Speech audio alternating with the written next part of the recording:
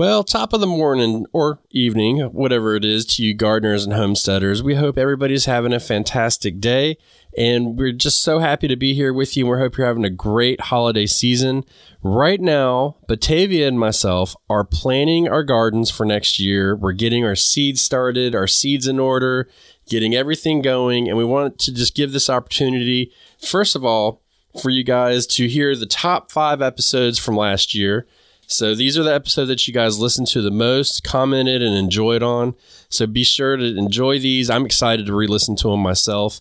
And also, we have a couple of announcements. One is I am starting to do seed starting date profiles for people. So if that's something you're interested in and you want, we can do a seed starting profile for you. Just email me at sandybottomhomestead@gmail.com. And the first 10 people to do it are going to get a 50% off discount. And this will be geared for you in your area. So give me your state and your city that you live in, and we'll get you a customized seed starting schedule for you. Because what I've found out in the past couple of years is, in fact, I was starting my seeds way too late, and I wasn't taking proper precautions and using the seeds to the best of their ability to grow bigger, stronger plants and thrive more, rotate my crops out so I can get 3 to 4 season gardening out of it. Depending on where you are, you can get that 4th season. Little disclaimer there. But definitely reach out at sandybottomhomestead@gmail.com and we'll get one made for you. And also, we are proud to give you our sponsor, which is Planter app. And like I said, this is the time of year where we're going to be planting our gardens, and we will be using the Planter app.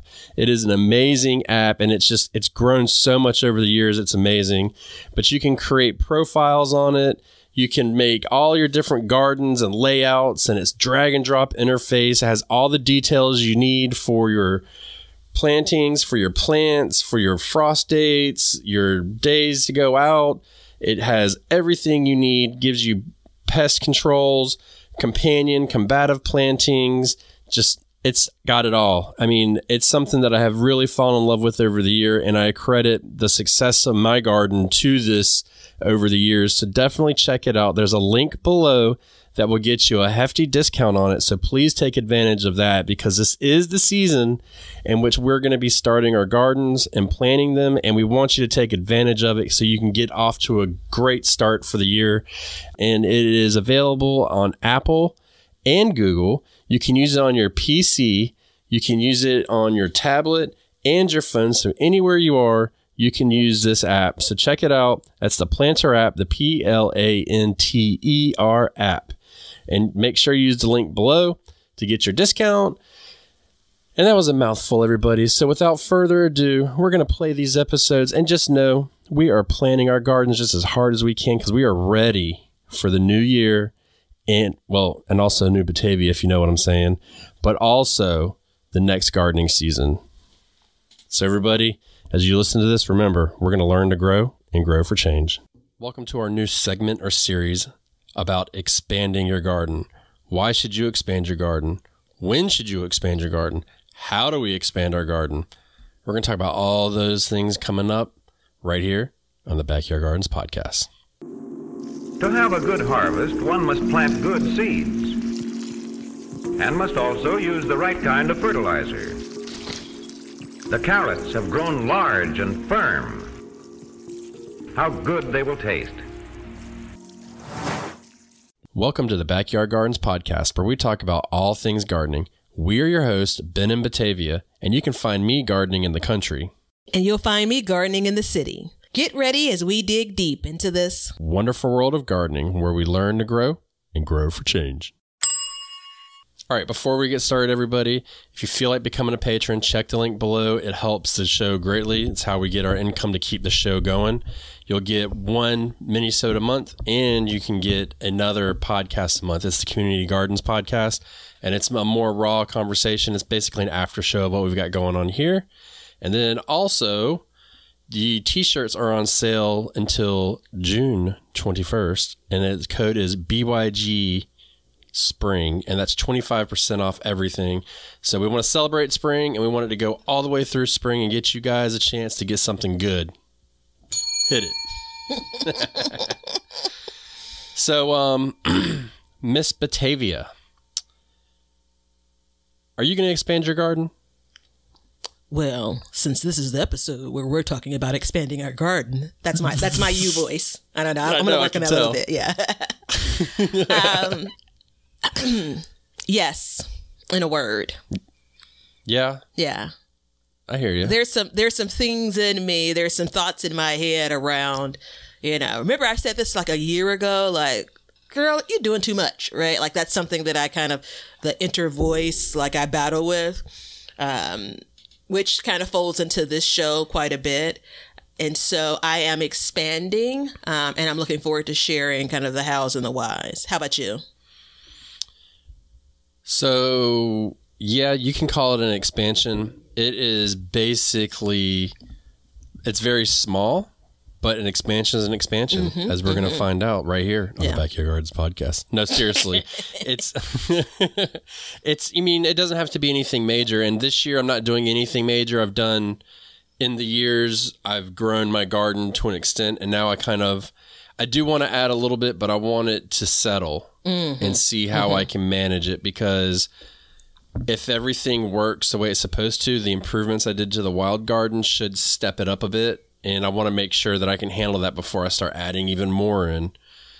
And I want to see exactly how much I get out of it. So I'm in a stepped approach. I'm finishing up my 3-year plan. So now I'm in a kind of a stagnant zone, but that's good. That's what I want. That's exactly where I want to be. I was literally counting years on my fingers. I'm sorry. I could tell that distracted you. I saw you. I thought you were like counting me down for something. I'm like, what the hell's going on? No. I'm the one that counts down. So my very first garden at this property was in the summer of 2008. And for many years, basically like 10 years, I gardened in the backyard only and did a bunch of different things over those years. I was counting because, and I've mentioned this before, but I'm very proud of myself, so I will always mention it. In 2019, I broke ground in the front yard, right? And so I was counting, so this is the 4th year. In each of those years, there's been some level of expansion, and primarily in that space, right? And I'm not quite done with it. And I'm trying to balance out what you just described as kind of letting things settle. I don't think I've had a single year where the entire space has been exactly the same in the front yard.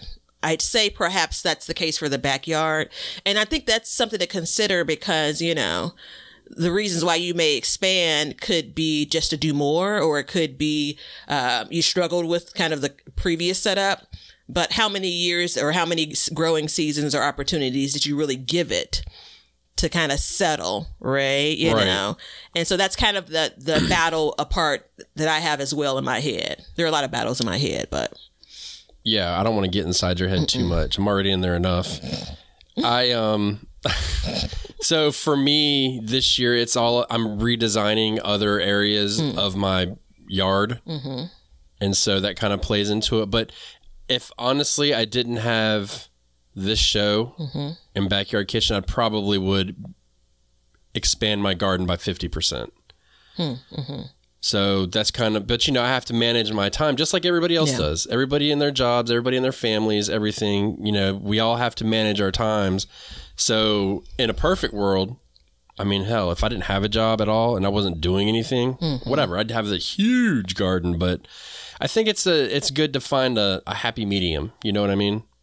Yeah. So there's reconfiguring and then there's all out expansion, right? Yeah. And so they're really two different things. And both could be beneficial. Both can create their own set of challenges. Right. I'm trying to get out of my head that my garden space is challenged, just generally speaking. I kind of, whether I say it out loud, I approach it. And so that's also a reason why I'm always looking to tweak something. I say things like, if I had, X in place, I wouldn't have to worry about it. Like for years, things like, oh, I like to cover my brassicas and I really don't want to have all of this cover and stuff in the front yard. So I can only grow them in the backyard. And that means that, so I just go through all of these, mental gymnastics. And this year, my plan is to put brassicas in the front yard. It's like, the hell with it, man. I'm just going to do it. Yeah. So anyway, I think as we think about the reasons why we want to expand, I'm just going to say I'm trying to be a bit kinder to myself. Yeah. And I mean, as far as why goes, it's like, well, do you want more food? Mm-hmm. Do you want more flowers? Because, we don't talk a whole lot about flowers on here, but they're always like present. Mm-hmm. I think, a flower is in everybody's garden somewhere, some yard. I mean, it doesn't have to be a flower. It can be a bush, something like that. And so if you break it down like that, then yes, I am expanding, because there comes times like right now we're trying to create 3 different rooms in our garden, in our yard. So garden rooms. Mm-hmm. So I'm trying to create an entryway. I'm trying to create a bonsai area to kind of spruce it up a little bit, because a lot of work goes into it and I don't want it to kind of, I don't want the background to kind of swallow it up. Mm-hmm. So we're trying to separate it. And then outlining the food area. And for me, the reason why the flowers and the food areas are important is because of the pollinators. Mm-hmm, mm-hmm. Because the more flowers, and I could be crazy, but the more flowers that I have planted and had successfully growing, it seems like the better the rest of my food production goes. Yeah. So that's kind of why we're doing it. And it's just, like I said, it's separating these different areas and different spaces. Mm-hmm. Did you say that are you on the tail end of your 5-year plan, or? So I did a 3-year plan. So this would be year 4, mm-hmm. where it's like, all right, let's see what happens. And then if we did have a 5-year plan, which we technically did, then it would be the next 2 years would be building up the other areas. And hopefully with the reconfiguration, as you pointed out, of the wild garden, that will boost the production from that. And then we may not even need, I may need to cut back on it if I can get this wild garden to really produce. So that's a possibility as well. That's something that we are considering as well. We don't want to cut back, but if we have to, we have to. Yeah. Yeah. You don't look impressed. Oh, no, I'm always impressed by you, buddy. Well, that's not really true, but most times. That's not true at all. Times. Yeah. No, I was just going through. So there's a little bit of, so my expansion, it's kind of a trial effort, right? So I don't know how successful that growing space is going to be. And my investment is very small, and I'm willing to take that chance, right? Because the investment time as well as cost is very small.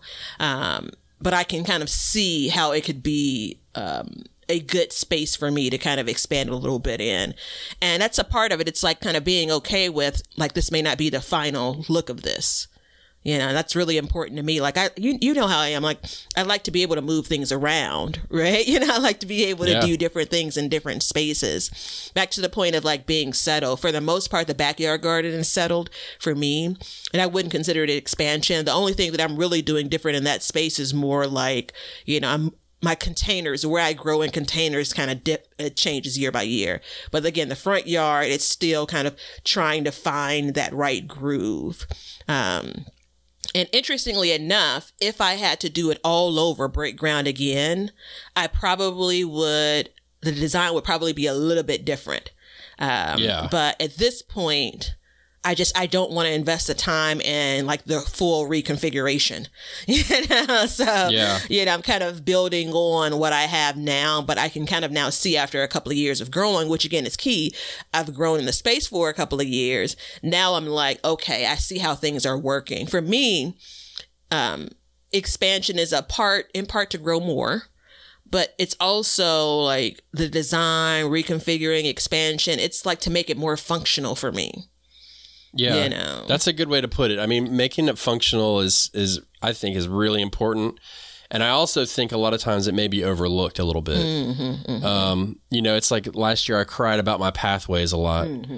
But for me, that's functionality, mm-hmm. So I could be expanding that. And I've gone through it again about expanding them damn things. I'm telling you what, But just doing that can, it can help boost production. It can help boost your morale in your garden, which is very important. Sometimes people get bit by the gardening bug really early, and then they're like, oh, I love it. And then they get tired and they just walk away. And then you show up and you've got this overgrown, nasty looking garden. Yeah. That is, honestly, it's a waste of time, space, and money at that point. Yeah. And by reconfiguring or expanding in different areas, making it more functional, you could avoid that completely. Yep. That's where I stand. I stand with you. Okay. So look, let's do this. Let's go to a break.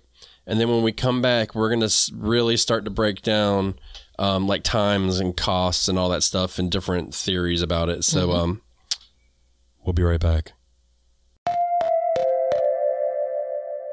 Hey, everybody. Thanks for checking out the Backyard Gardens podcast. If you like what we're doing and you want to continue to support the podcast, head over to our Patreon page to sign up. You can also make a one-time donation using PayPal. Both of these links are in the description. With your support, we can continue growing and helping others in their gardens. See ya. We want you to be a part of our gardening community. DM us a picture of your garden at Backyard Gardens TV on Instagram, and we will share it with our listeners. Okay, here it goes. Time. Do you have the time to expand or maintain that garden? That's key. Which one do you think is harder? Which one do you think is more time consuming? What are my options? Expanding it, like the actual act of expanding it, or maintaining it? Oh, okay. I think it depends on the place that you're expanding, like what that space looks like.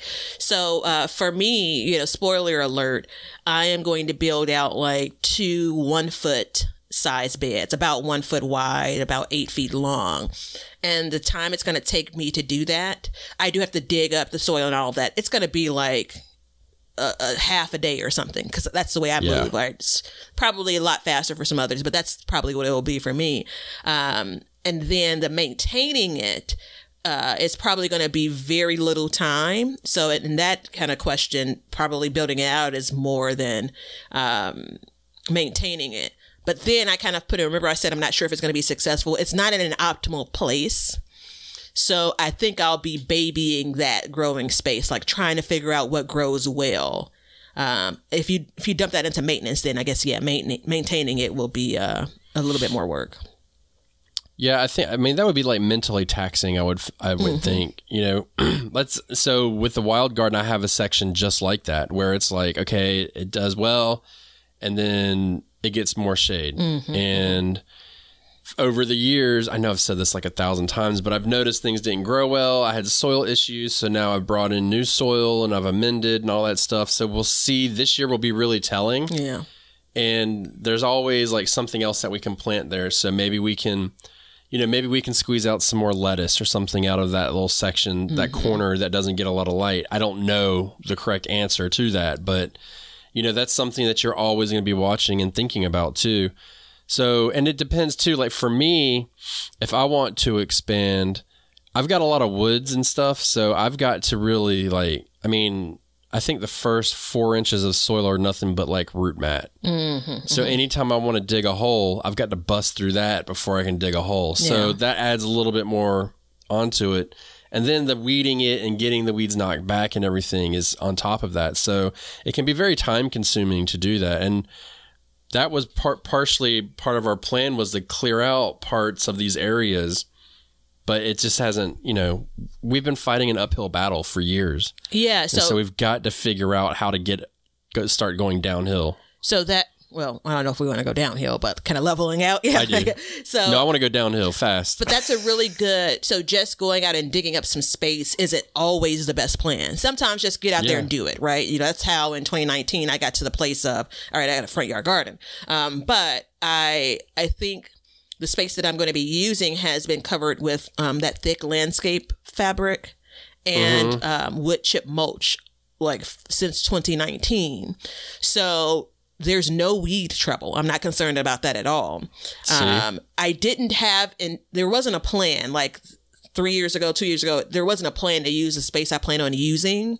I just put that, the cover and the mulch down because it was my walkway space. Like, it's basically nothing's growing here, so let me cover it so I don't have to weed it. But if I kind of transport myself into someone else's garden, if you have an idea about expanding, and maybe it's not this year, but maybe it's next year or the year after, steps like, all right, I'm going to cover this particular soil so I can kill off the weeds. I don't have to worry about digging those out next year when I actually expand. Like, steps like that can save you a lot of time and a lot of headaches. Yeah. You spread it out over time, and that's why, having that long-term plan I think is important, because you'll get to a point in the year where you just won't be doing a lot in your garden. Yeah. Maybe in the middle of summer or something, things are growing well and you want something to do, you can start taking steps for that next portion. You know what I mean? And so that's like, we're going to put up a fence and an archway going from our backyard to our side yard, or from our front yard down our side of our house. And my concern with that is once we do that and that archway fills up, it's going to create a lot more shade. And so now we're talking about that area will get, 6 hours of sun. It may only get 2 hours of sun. So that can change the dynamic of that area completely. So we have to be very careful of that. You know what I mean? Yeah.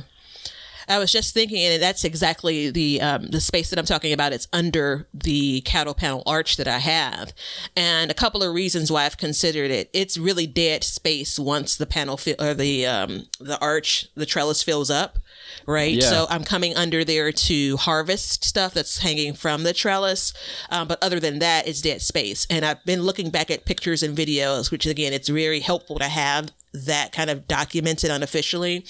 And I've got an idea of when that thing starts to fill up, like when in the season, because that's, once it's done, it's fully shaded, right?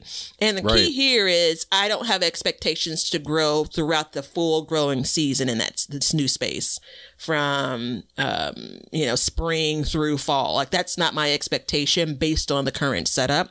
And that's okay, right? But what I'm hoping to do is some of my kind of prime real estate in the garden, I'm going to free up that space because I'll be able to kind of siphon off some of the things I would normally grow. Like lettuce is a great example. So instead of putting some lettuce in some containers or putting lettuce in some of my raised beds, I can likely put lettuce there if we think about when lettuce is going to grow. So those are the pieces. When it comes to my particular space, there is one where you're talking about pathways, which again, I know you love.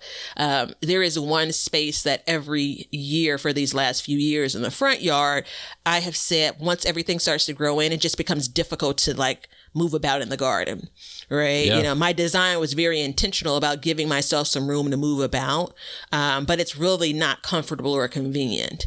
And so I'm like, well, if I move these beds back, reconfigure these beds, if I move them back a few inches, does that buy me enough space, right? And I don't know. It's early in the year. I don't know if I'm going to take that on this year. Right now, there's nothing growing in it, so it's a great time to make the change if I want to. I was very thoughtful when I actually designed it this way, and also tired. It was kind of like, all right, I'm just going to put these here too. But I did consider it. And the difficulty was I was doing it in late fall, and I didn't have the vision of how fully grown plants, fully mature plants, would fill that space up. Right. Yeah. Dude, I forget every year how tomatoes are going to fill out something. I don't know. Every year I'm like, oh, wow, it took a lot of space. I don't know why I do that, but I can see exactly where you're coming from that. And I mean, that is a good question. It's do you just move the bed back a couple inches? It seems like a lot of work for a couple inches. Yeah, that's exactly my my challenge. If it's 6 inches, let's call it, half a foot. If it's 6 inches, does that really make things more convenient, right? I'm now disturbing the soil. I'm, doing all of this. Where I'm leaning towards is I'll be planting some things that are less intrusive. from a, like, they're not going to, you know, trail as much, you know, things that maybe are going to grow more straight up. And I'll see how that fares. And it just could be, all right, this is where we are. If I'm a year from now or 2 years from now, I have no garden projects, maybe that'll be the garden project. What I want to be careful of, and this is actually a good thought when it comes to timing, be careful of introducing, and I'm notorious for this in my life, introducing a project that basically gets, you know, you get started on that in advance of the things that you really need to get done, right? You know, so there are a bunch of other things I need to get done in my garden, right? I need to mend my beds, right? I need to shred leaves for mulch this year. I need to do those things. Moving a bed back 6 inches is not something I need to do. To be quite frank, expanding even the half a day I would spend, you know, expanding the garden, which is probably more like a weekend when if I'm really honest with myself, that's not something I need to do. So does it make sense to get all of the things you need to get done first and then do that? You know, in a perfect world, yeah. But I'm also losing planting time in that expanded space that I'm thinking about. I get the same way as you, though, where I'm thinking about it and I'm like, I need to get this done. Mm-hmm. And so I'll start doing that and put something on the back burner. But I think that a lot of the time, a lot of these things all occur at the same time. Mm-hmm. And so it can get kind of muddied. And what I say, and that's why, like, I'm a big proponent of, like, in the wintertime is when you do most of your reconstruction, refiguring, and rebuilding, because nothing is doing anything, essentially. I mean, in some places it is, but generally speaking, I mean, even me, I can grow year round some things, but I plant things ahead of time because I have this plan. I plant them ahead of time, and I know in the wintertime where I know I'm going to be working in this section, I won't have anything planted because I've thought that through. But that works. And it takes a lot of time. You know, it took me a lot of physical effort to redo the wild garden. You know, it's like I had to build the beds. I had to level the beds out when I put them down. That took me a full day, basically, because it was much more of a headache than it had to be. And then I had to fill them up with dirt.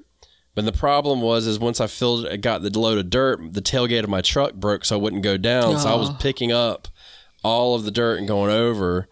So, you know, it was just one thing after another, and it took a lot of time. And that being said, like, I was delayed by a month of when I wanted to be done, but I got it done. Mostly done. It's as done as it's going to be. Yeah. And your working calendar is different than mine. And, you know, I don't want to come across as, oh, woe is me. My ground is frozen. Oh, woe is me. There's 12 inches of snow. But there's 12 inches of snow, right? You know? Yeah. And it's a big difference. It makes a difference. Yeah. My window for working, it's open now, to be quite frank. So on one hand, I can't work in my garden in the same way and same time that you can. But the window is open and I'm not outside working in my garden. So again, I need to take some responsibility as the gardener, right? Right. I mean, I think that what I also want to be considerate of is, again, being kind of kind to yourself. Sometimes expansions don't work out. Right. You know, so be okay with, and I'm not talking about a full construction, like the cage baby is something where, damn it better had worked, you know, so that's very different than taking some landscape timbers and, you know, drilling them together and turning over some soil and adding some new soil and compost. Like, that's a very different project, where if in X number of years I find like this just isn't worth my time and effort, I can put mulch back there and be done with it. You know what I'm saying? So I think that depending on the type of expansion, it doesn't have to be considered a forever expansion. Yeah, I think that's a safe statement. I think it's a very safe statement because I mean, it goes hand in hand with time, but when we go in and we talk about all the times, then you have to talk about cost. Because not only is it money to buy these things, but time is money as well. Yeah, for sure. I mean, you know, you don't go to work for free. You know what I mean? We'll see tomorrow when my direct deposit hits. I don't know. Kind of feeling like it's donating my time. No, I'm joking. Yeah, but I mean, when you go to work and it's like, I want to get paid. And it's the same thing. Like, you want to get something out of it, so you want to be as efficient as possible.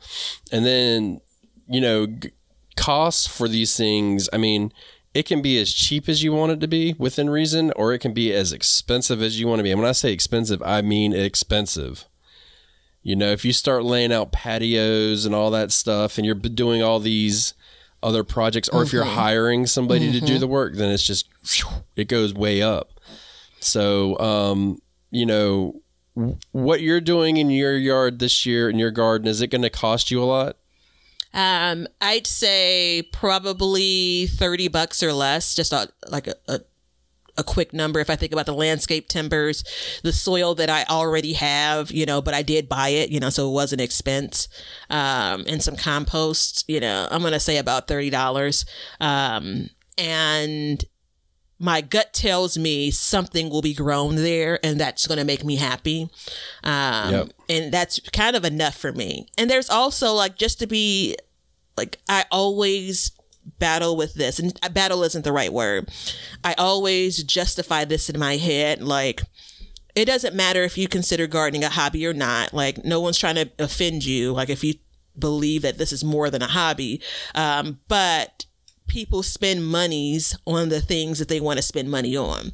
And so I don't know if people are still, you know, doing like train sets or whatever, but I'm going to pretend like that's a great hobby. That's a hobby that a lot of people do, and you spend money on that, right? So it's, in my mind, it's okay if I want to spend $30 on this expansion, right? Now that's a lot different than the $100+ that I spent on one of the, you know, raised beds that I built out. Very different, right? And again, I can still feel good about that. I think when it comes to time and both cost, there is this idea of when that money hits. It's a budget like anything else. I remember in 2019, I had some work done outside in general, as well as the garden, like, you know, like a deck done, you know, some other things. And a friend came over, and it was one of those nice, nasty comments. It's like, oh, wow, you've really spent some money out here. You know, and there's some judgment there. I don't give a shit, but there's some judgment there. Yeah. And I look at it the way that I process it, and this is the way that I had planned for it. That was going to be a big year for me, you know, cost-wise, for my garden expansion. And then every year, that cost has dropped significantly, you know, where I can look now and say, for sure, if I look even across the garden season, the things that I do in the garden, structure-wise and all of that, $100 is probably going to be my max, you know, because, you know, I'll be out and say, ooh, I like that trellis. Let me buy that thing, you know? Yeah. Yeah. I mean, so that is kind of a nasty comment, but in a sense, they were right. Oh, yeah, they absolutely were right. You know, in a garden, I find, has a big upfront cost, but then years down the road, it basically costs nothing after that upfront cost. You know, like a lot of things are like that. It doesn't take a lot to maintain it. And especially if you get into making your own compost and then you get into reusing stuff, which I'm a big fan of. And I think that's something that's really special in gardens is you go through somebody's garden, more than likely you're going to see something that's been reused. Yeah. So you and I were talking earlier today, and I was like, I'm going to do more containers this year. And there was a while back on the show, and I said, you know, I'm going to do grow bags this year. I want to see how they work. But as I was walking around my yard, I have these 2 giant pots. Not giant, but they're plenty big. And I was like, you know what? I don't need, because I was only going to add 2 big containers in so I could put 2 tomato plants in them. And I was like, I don't need to get these grow containers when I have this here. Like, stop looking for a reason to spend money. Come on, somebody. Listen now. Shoot. Yeah, I mean... okay, sure. Having a grow bag would be good, but whatever. You know what I mean? Like, I have these pots. I can't grow anything in the pots where they are. I don't want to put them anywhere else. Throw them in the garden. Whatever. It's done. And that saves me, I don't know how much a grow pot is, but probably $20-$30. Normally, you're able to get, you know, if it's 25 gallons or less, it's like you'll get 5 for no more than $20, you know? So. Okay, so I'm saving $10. But would you throw $10 on the ground and walk away? I would not. And then there's also this challenge that I have when it comes to that, where if you use the grow bags instead, excuse me. Pardon me. Bless you. Thank you. If you use the grow bags instead, you just have this other thing sitting in your yard or in your shed or whatever have you, right? You know, so the big pots that you do have, what do you do with those? You know, like there's a bit of that that's wasteful, you know. So if you grow in those bigger pots and find that that's not exactly what you're looking for, and there are no hard or fast rules, of course, then hey, that's an opportunity for you to go with grow bags. I actually do have some new grow bags that I bought this year. That's the reason why the price came up so quickly in my head, that I'm giving a try. But I want to comment on time and cost, which wraps around to the spending a bunch of money in 2019, spending less money in 2020, spending, you know, far less in 2021, and spending very little in 2022. Think about, is this the right time for it? Is this the right year? Right. You know, I am saying a prayer daily that this isn't the year to get, like, for me to replace my furnace, you know? And so if this was 2019 and my furnace was in the shape that it was in, I think twice about to be really honest, I think twice about the expense that I knew I would put out for the expansion of the garden, you know, and it doesn't even have to be a big bucket item like that, you know? Yeah. And I mean, you don't want to just like, I'm just going to do everything and buy in, you know what I mean? You can do a lot of different things and save money. And, you know, it's like, so during this series, we're going to talk about vertical gardening, just so you know.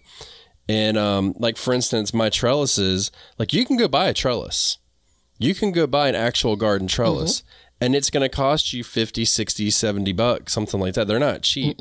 And and the quality of them is questionable. Or you could build a trellis like I have, which I'll do a video on it probably, because I don't even know I got to look and see what the piece of material is called. It cost me 10 bucks. You know what I mean? And it is not going to go anywhere. Yeah. You know, that trellis will not fall apart. So the wood is going to fall apart and I have to replace that, but that's not a big deal. It's $5 for me to replace it, you know, and you're going to have to fix things. You know, it's like, you don't ever see a farmer that walks around and his hands are silky smooth because he never has to fix anything. All he does is fix stuff. Like, these things get used, they sit out and they get beat up in the sun and all that. So things do happen, but you can look for other products that are not in the garden section of your home improvement store. As a matter of fact, most of the stuff in my garden is not from the garden section, other than plants. Everything else comes from like hardware. Yeah. I mean, a lot of like concrete stuff, you know, just different weird things that you can use. And I'm sure a lot of people know these different tricks and stuff, but I've tried all kinds of trellises, man, and I finally found one that I like, you know, and the cattle panel trellis, we were talking about that. Like, it's a great design. The only problem is getting it back to your house. Yeah. That is the only problem. Other than that, it's a huge trellis. It's the cheapest trellis I've ever seen anywhere. Absolutely. And there's, you know, we commonly see them as kind of creating the, what do you call them? The arch, right? Where some people use them just flat and straight. Right. You know, so it's a straight up and down vertical trellis. And I mean, again, there are a bunch of different ways you can use it. You're absolutely right. I haven't done the math, but I use for my trellising and vertical gardening, I use a lot of stuff for if you get to the point where you have a garden bed, things that go beyond that garden bed. A lot of the things come from the home improvement store. A lot of the things come from, you know, what I've scavenged, you know, PVC pipe to create hoop houses. Like you said, the cattle panel to create trellising. I've done, you know, chicken wire, you know, when it comes to creating fencing. Like, I mean, there are a bunch of different things like landscape timbers. It's a part of landscaping, but not really for gardening, not in that vein. Right. So I do think there are opportunities in those things because you're using it for the not the commercial purpose of gardening.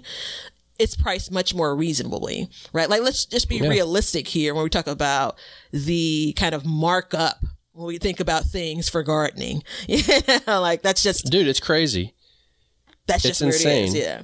And I mean, it's like, okay, let's, you know, during this series, we're also going to talk about container gardening. So let's introduce that. Let's, you know, 5-gallon buckets are a great container to use. right? They're great. They're ugly as shit, though, like straight up. But a $5 can of spray paint will cover a couple of them. You can decorate them. You can do a lot of things with them and spruce them up, blend them into your surroundings, and it's not a big deal. Here's a tip for you. Take this to the bank. You can take an old stick with some leaves on it, put it over your bucket, spray paint it so it leaves that pattern on it, and then it'll kind of blend in. You know, there's a lot of people that do that with like rain barrels and stuff like that. So you can do stuff like that, and you have a functional container to grow in. I lost my words for a second. You have a functional container to grow in, and then you're making it look good, because I like a garden that looks like a workspace, but I also like a garden that is pretty to look at. Yeah, same thing for me when it comes to being pretty to look at. But I also like things to be kind of neat. And so I'd love for the buckets I grow in, because I grow in a bunch of them, not to be kind of these white buckets, but I'm actually really glad they're not like orange buckets or like, you know, like red buckets. Like that doesn't go with my aesthetic, if you will. And so the way that I organize things makes it easy for me to live with, if you will. And it was like the wood chip mulch. It's still really hard. I keep on bouncing back to it every year. Like my, the flooring, if you will, of the front yard garden is all wood chips. As I was kind of seeing, all right, is the ground frozen for this space that I need to expand? And when I pull the wood chips back, you know what's happened. This is 3 years of them being, you know, on this ground. They've they've broken down quite a bit. Right. And so it's like, here we go. Do I want to get like, you know, those pebbles? Like, you know, like that's the look I want in the garden. Ugh, I hate that look, but go ahead. Yeah, that's okay. Wood chips are still free, right? Like I'll need the city of Chicago to stop that program, it feels like, before I make that move. And we're not even talking about the work of pulling it up. Now, I say all of that. So if you listen to this in March, and if you check out my garden in September and you see, you know, the pebbles and the stones or whatever, like I changed my mind. And that's how I roll, you know, but yeah. You know, I don't like pebbles in the garden. I don't like them under my feet. That's my problem. I don't walk barefoot, but one of the things, and I'm really hoping to find some space. I bet if I look closely enough around Chicago, like even in some community gardens, I bet they'll have some of those in their pathways. What I'm most worried about is when I have my carts and things. It's really easy to roll them over the wood chips, believe it or not, right? It wouldn't seem that way. I don't want like to get sunk and get twisted around when I move my little utility cart. Like, again, going back to it being an inconvenience, not being as functional as I want it. I'm not willing to trade the beauty in my mind for like it just being inconvenient to work in that space. Well, I do have to say this. So you would go barefoot if you lived at the beach. And then I will say this. There is a petition on change.org to get Batavia to move. And there right now is up to 20,000 signatures to get her to come. There's a house for sale right down the street from me. So tell me, y'all go sign it. If we get it to 50,000, she's gonna move. End of story. So wait, is this the same house? Why is there always a house down the street? Like, it's making me wonder here. You know, there's a reason why. I'll tell you when we're not on the air why there's always houses for sale. So I don't want to give my location away completely. Yeah. So if I look at what you've been doing this kind of even earlier in the winter, in late winter, early spring, gosh, it's really hard for me to just close my eyes and root for you only and not say, that could be me. You know? It could be you. But in all seriousness, I mean, you know, and that's the thing too, is so you use the wood chips, but you like the pebbles, but you use the wood chips because they're free. But do you hate the wood chips, the look of them? We're just talking about the look. I don't hate them. I'm just basically living with them. Right. But that's also, I've gotten the return on my investment of $0. Like the labor it took. So obviously I had to go and pick up the wood chips. They don't deliver them, this particular program. So obviously there's some time and energy and work there. But there's also this thing that I struggle with, like the wood chips are there and it's like, well, they're still wood chippy. Yeah. like they're still of use. It's really hard for me to say, now I'm going to like dig up, bag up, toss all of that out. Then it's like, all right, you could pay someone to do it. It's like, do I really want to pay someone to do that? Like, come on. So I go through all of those. If I had free pebbles, then it'd be done. If I had pebbles for a really, really reduced rate, price, then it'd be done. And again, there's also the thing that makes you happy. I keep on coming back to it every single year. So it's obviously something I want. Do I put the $30 that I was going to expand with these, 8-foot by 1-foot beds? Do I put that towards pebbles? Maybe, so. Yeah. So I am I'm back on my pathway issue. I was thinking about it the other day and I was like, what if I just got some mulch and just laid down there and see how it did? Like, just do a portion of it and see how I like it, because then I can pull it up, give it a year, and if I'm like, oh, this works pretty good, go buy more and put it down. What if I did something like that? There's one section of my yard that I can never get my lawnmower in. I can't get it in. So what happens is it fills up with weeds and, then that spoils everything else. So I was like, you know what? I'm going to make a little bed out of this. I'm going to plant some ferns there, maybe put a little bush in there because it doesn't get any sun at all. I think it may get like maybe an hour of sun.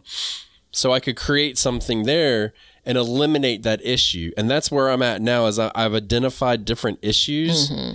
And so the point that I'm at now is, okay, how much time is it going to take me to do this? Okay, well, this is a small corner. So I'm going to kill the grass. I can either cover it, smother it, spray it, or dig it. So those are my 3 options. Haven't decided what I'm going to do. I lean farther away from spraying it, but at the same time, I don't because it's quick. But you know what I mean? So I get kind of torn on that. But then you go into cost and it's like, okay, if I'm going to create this space, what is this space going to be? Yeah. What do I want here? Okay. Do I want to have some lavish thing, or is it like, all right, let me get a couple ferns, $10 a piece, throw them in, $50 and you're done. You know what I mean? Like that's the point where I'm at, where it's like, you're trying to figure out like, let's be realistic about it in the cost, or can I find a plant somewhere else? Can I find somebody in the spring that is remodeling their front yard and throwing their plants out on the curb? Yes, I can. And that is how you start saving money too. You get less selective. And you know what? Because you, as a gardener, knows you can stick a plant in the ground and you can move it whenever the hell you want, when the season's right. Or you can get rid of it. But if you wanted to fill up a space, make it happen, but then move it if you need to, right? Aha moment. There are 3, I think they're like cranberry type bush. I know the name because a neighbor has asked, but I can't think of the exact name. There are 3 bushes that I bought 10, 12 years ago. And they used to be lined up like kind of as you walk to my front porch. They used to be like on one side, which isn't, again, the most ideal design, but that's what there were. And so when I got to the front yard for a garden, I dug those up and I actually moved them into my street side flower bed because I couldn't part with the idea of, hey, these trees are, they're still healthy, these bushes rather. And again, I'm not crazy about them. They don't necessarily add a whole lot to the landscape. But in that moment, I thought, instead of me moving to you, maybe you can come down here and you can pick up those bushes if you want. Because now I'm just like, I always want to do something more, add something more to the front yard, the street side flower bed. And I'm like, I have 3 whole spaces that I can dig up. But again, I go back to I just can't toss out these trees. At $4.50 a gallon of gas, my dear, it would cost a fortune for me to get those bushes. I mean, but it's, it's like when I redid my front garden bed last year, and I went with a beachy tropical theme because it gets like sun all through the hottest parts of the day. Everything cooks, and we had knockout roses in the front, right? And knockout roses are known to be, some people think they're beautiful, some people hate them. They came with the house. We didn't really care, but the whole time we've lived here, they've looked like total dog shit. And when I walked down the street, I noticed that everybody on the opposite side of the street, all of theirs look amazing. So it was like, okay, here's something for you. full sun doesn't always mean nothing but sun. Yeah. So I took those bushes and I dug them up and I moved those into my side yard, which will get more shade, and used them as a block to block out the views that I don't want and create a boundary. And so that saved me I think I looked and priced them the other day. It saved me about $175 just by moving the bushes. It took us 30 minutes to move the bushes. That's it. 30 minutes. You can't beat that. You know what I mean? So moving plants around can also help you with that. And once you get your garden established, and especially if you're growing perennials and they start to expand, then you can chop them up and separate them and spread them out too, and you save even more money. I'm sorry, I'm being rude. I'm trying to get out of my head because now I'm calculating like the 3 by 3 foot space times 3, like how much that could open up for that particular flower bed, because it's jam packed. And I'm trying to get out of my head, like I could put those bushes, it's craziness, but I could put those bushes behind the garage. That makes sense. Doesn't make sense at all. But anyway, I think the idea of moving plants around, splitting plants, like that absolutely is one of the most cost effective and efficient ways to expand, right? Because there's the expansion of space, right? And there's also, I'm going to try to sneak in, if you're growing something more, then you're also expanding, right? So like I said, this street side flower bed, I don't know the measurements of it, but it has nothing but flowers in these 3 bushes in it. And so over the years, I would expand the plantings there. I would add flowers to it because it's almost all perennials, and those things are expensive. So part of my plan was, I'm not going to plant everything all at once, because I like the joy of going to a garden center, going to a nursery, finding a different plant and going in and planting it. So I need space to do that. And then also it helps with the budgeting. But I think like daylilies are a great example of something. We've talked about these before, that boy, do they spread. Boy, you could, split those and plant those around your garden. There are a bunch of flowers that are that way. And then there are a couple of even, perennial vegetables or herbs even. Like we talk about rosemary quite a bit. Yeah. I'm sure you could. I did that with my mint and my strawberries. So I started out with 8 strawberry plants, and now I have about 100. Oh, wow. And I just separate them, and I'll move them, or I won't, or I'll give them away. There's all these other things. I use them to trade, because a lot of people want to grow strawberries, and so I'll trade with them, bulbs and stuff like that, different vegetable seedlings and stuff. So there's, if you want to bring it back to food real quick, which I think we should, because we kind of got off topic a little bit, asparagus, strawberries, rosemary, thyme is another one that's perennial that will come back year after year that you will have to separate. Mint. Anything else that's perennial that you can think of? I like not leaving them in the garden, but there are a bunch of flowers that you can dig up the bulbs for and store them and then plant them out, I'm talking about food, though. Oh, okay. Food. I don't know. I can't think of anything else. Yeah. Because where my mind now is going is the idea of seed saving, and how that also lends itself to, you can now expand your garden because you have more of the thing to grow. Yeah. And that's, and not only will you have more of a thing to grow, but then you'll have, when you make that space, you'll have more places to put it. You know what I mean? And then you're going to be saving money on buying seeds. Yeah. So there's all these different things. And so it's interesting when it comes down to expanding a garden. For me, what it really comes down to is cost. For me, it's all about like, how expensive is this going to be? Like, great, here we go. I got to buy wood, and I got to buy this and that, A 2x4 is $12 right now. Like, that's crazy talk, But so for buying some of these things can really help you. Go ahead. So for me, cost is the first, and then time is the second. And I go back to the idea of, is this going to slow me down? Right? So I've expanded my gardens, build out new garden beds in the middle of the season. So it's not like, all right, you got to get everything done before you get started for the year. Like, you don't have to do that. But because when we talk about, and gosh, we haven't even touched on this much, when we talk about what that expansion is going to do when it comes to your harvest, right? What it's going to produce, right? So over the years, I've been able to expand my garden midway through because I wasn't growing as much food. Like, that's the way I was able to balance things out, you know? Right. So now, you know how crazy I'd be pulling out my hair if I was trying to expand something in August right now, you know? So I'm absolutely considering that. So not just kind of total time or the amount of time you're spending, when you're actually deciding to do it absolutely does matter. And then more specifically, what are you going to get from that expansion? Are you able to manage those additional vegetables or herbs or flowers or what have you? Well, let's do this. Let's take a break and do the recipe of the day, and then we will talk about that. I love it. Be right back.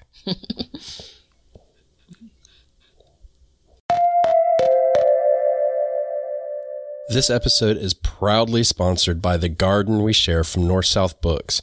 It's an inspiring new picture book written by Zoe Tucker and illustrated by Juliana Swaney, the #1 New York Times best-selling illustrator of We Are the Gardeners by Joanna Gaines. This beautiful book celebrates the friendship between a young girl and an elderly woman as they plant seeds in a community garden alongside friends and neighbors, waiting for the seeds to flower. A great gift for all ages, on sale spring 2022 at a bookstore near you or online. Please visit northsouth.com for more information. To everything, there is a season in this beautiful book about treasured memories in gardening. Ben, what question do we get asked the most? I would have to say it's probably more something like, what are the products we use in our gardens the most? Ding, ding, ding, ding. That's the correct answer. Hey, there's an Amazon link below. When you get over to the Amazon store, know that you're going to be supporting the podcast, but all of the products both Batavia and I have used in our gardens. We want to see you all over on YouTube, so check us out at Backyard Gardens TV to watch our podcasts and other gardening videos.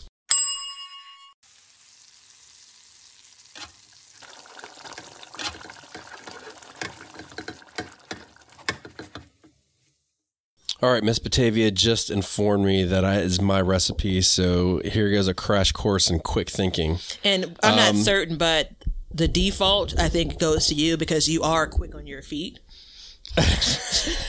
Well, thank you. I guess, damn it, my strength is really my weakness.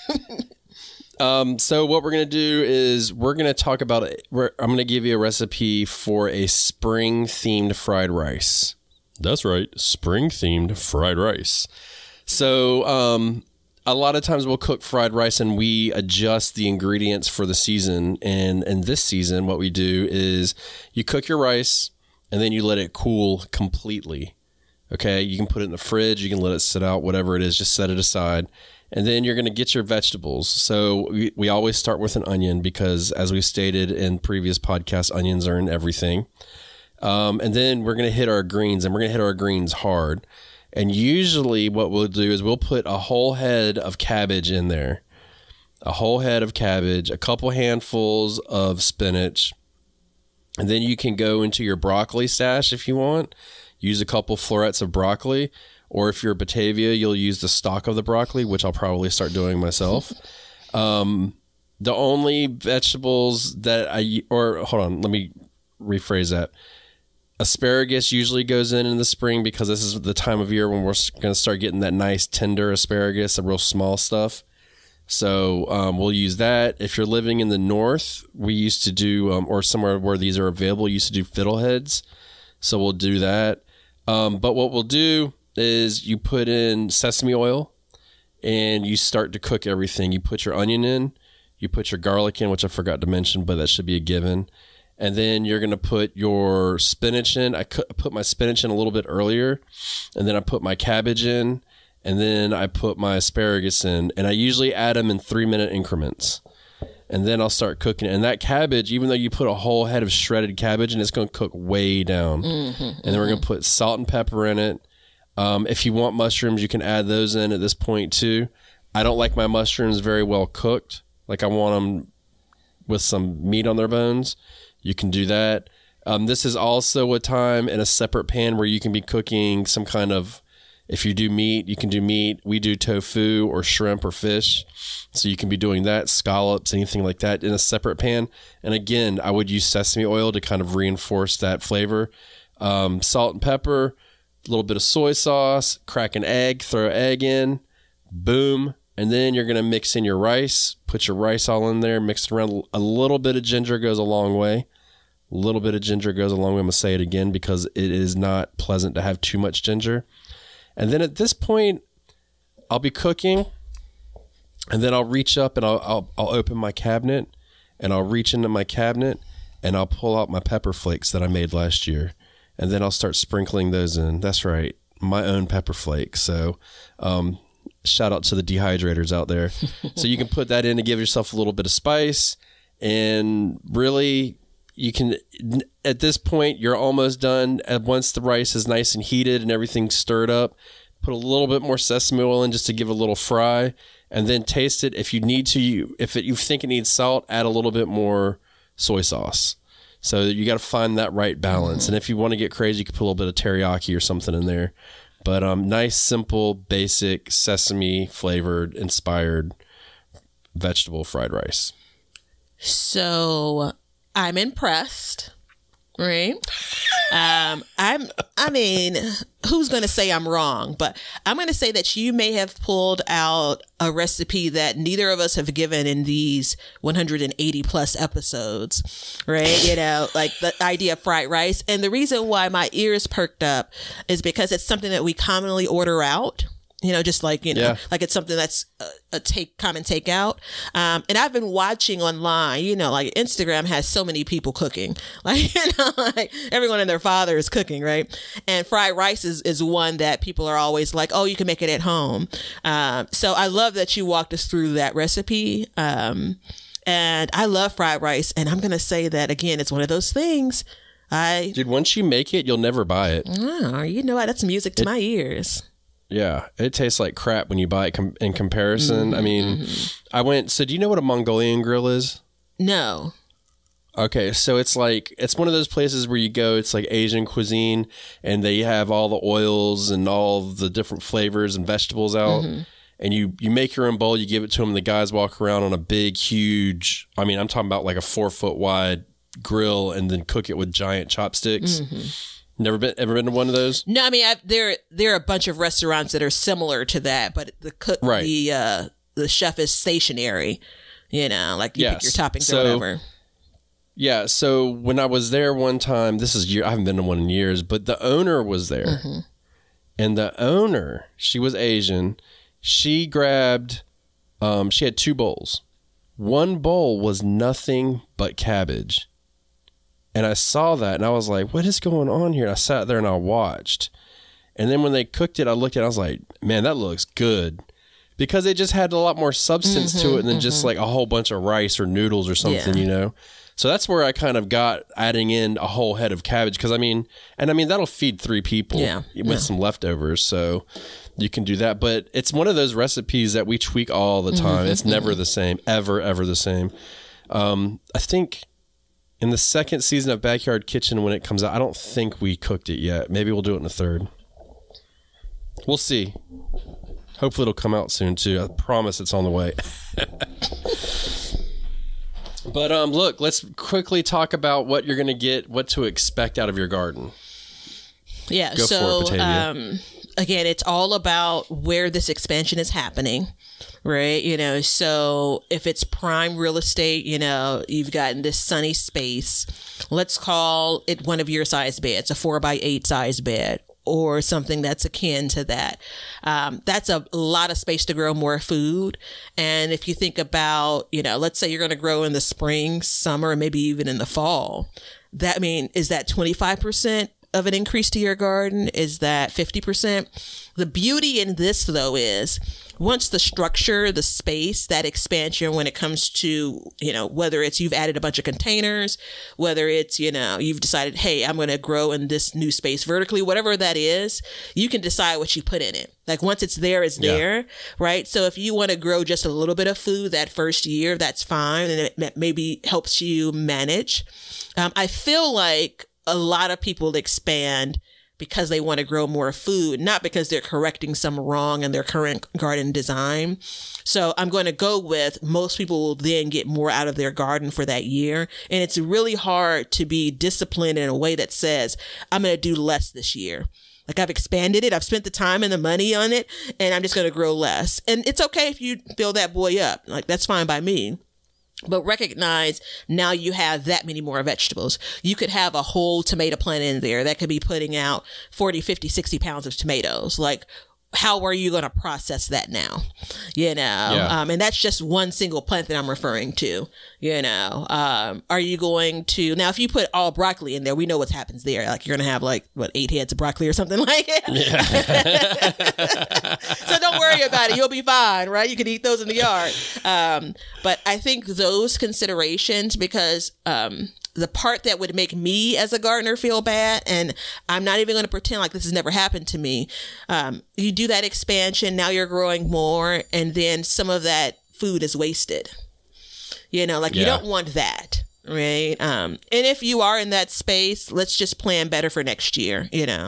What do you have on getting more? Well, I was just going to kind of build on that. I mean, I would not go crazy expanding until you know what certain plants grow and how they grow. Mm-hmm. So, for instance, just like you said, if you add another 4x8 bed, if you already have one, about what you can get out of that, and it's going to be a lot. Yeah. So you need to be prepared to, one, consume it, process it, or give it away. Mm-hmm. Please don't waste it, because you're just wasting time, effort, and money. I mean, that's the worst. So, and we all have done it to some extent. I'm not saying that you're terrible if you do it, but you shouldn't build a bed and then just let it go downhill. And if you quick note, if you don't end up planting as much, make sure you protect that soil. Let's mulch that bed, because you don't want to have to dig up the problems that you could have avoided this year, next year, right? Don't let weeds set their space in there.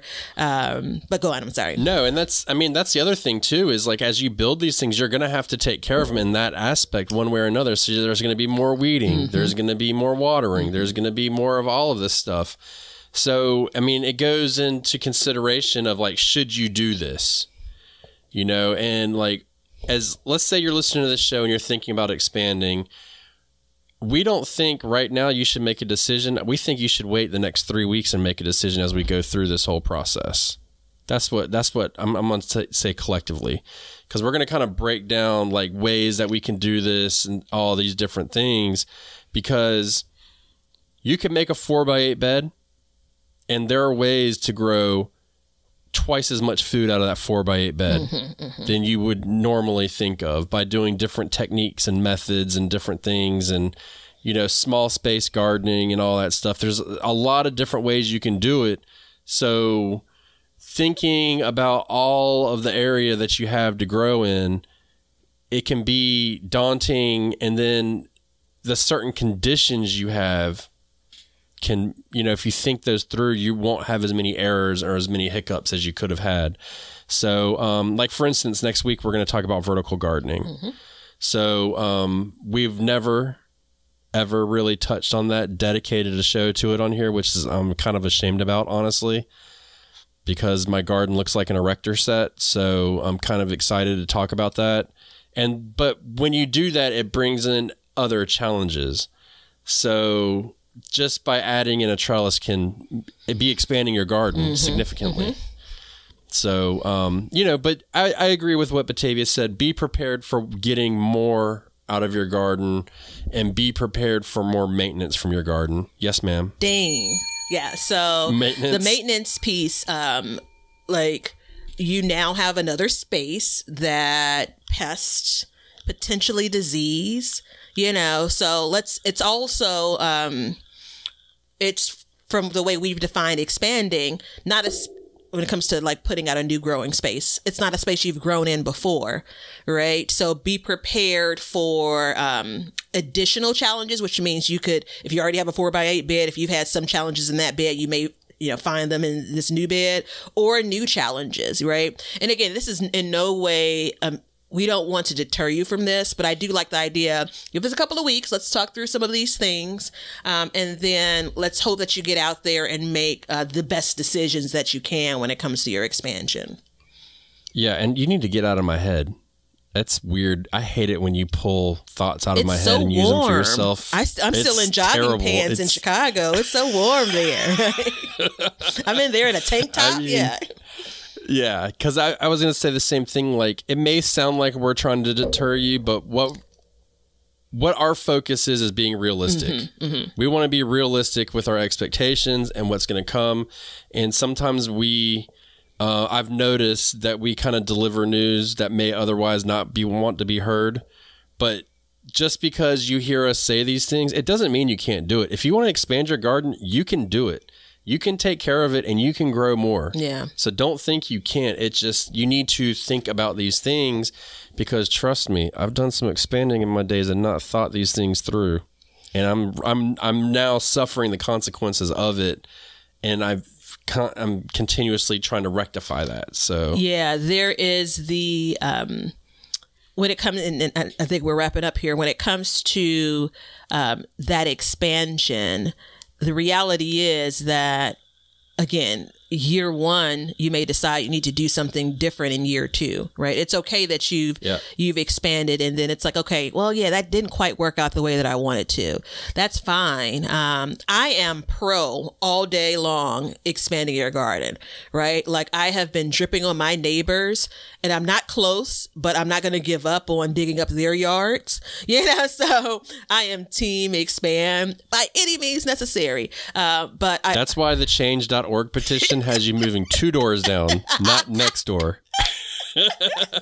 Oh, you're a genius. And I didn't put that together. That makes sense. That's a smart man. Yeah. But yeah, I'll let you wrap us up here. Yeah. So, I mean, let's say it like this. I want you to think of 2 words in the meantime. Low maintenance. Okay. When you start thinking about these things, if you're not thinking about vegetables, or even if you are, think about low maintenance plants and low maintenance gardens. You can do it. We trust you. We have faith in you, and we're here to help you. So next week, we're going to talk about vertical gardening.